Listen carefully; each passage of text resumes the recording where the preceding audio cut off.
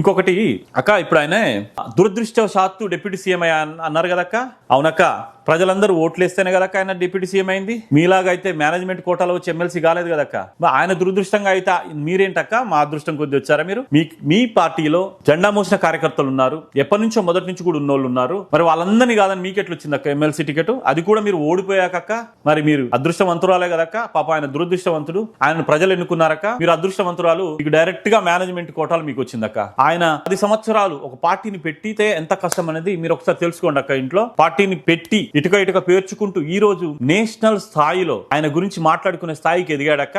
మరి మీరు కూడా కనుక్కోండి అక్క, బీఆర్ఎస్ పార్టీ ఎవరు పెట్టారు, పెట్టిన తర్వాత ఎంతమంది వ్యవస్థాపక సభ్యులు ఉన్నారు అందులో? ఒక నరేంద్ర గారు ఎక్కడ పోయారు, లేకపోతే ఇంతకు ముందు ఉన్నటువంటి ఆయన నరసింహారెడ్డి గారు ఎక్కడ పోయారు, వీళ్ళందరూ ఎక్కడ పోయారక్క? ఫౌండర్ మెంబర్స్ అందరు ఎక్కడ పోయారక్క? ఎవరు పెట్టారక్క ఇదంతా? బీఆర్ఎస్ పార్టీ ఎంతమంది ఫౌండర్ మెంబర్స్ ఉండి పెట్టారక్క బీఆర్ఎస్ పార్టీని? కానీ జనసేన పార్టీ ఒక్కడేనక్క పెట్టింది. అది మీరు గుర్తు పెట్టుకోవాలక్క. ఇప్పుడు పవన్ కళ్యాణ్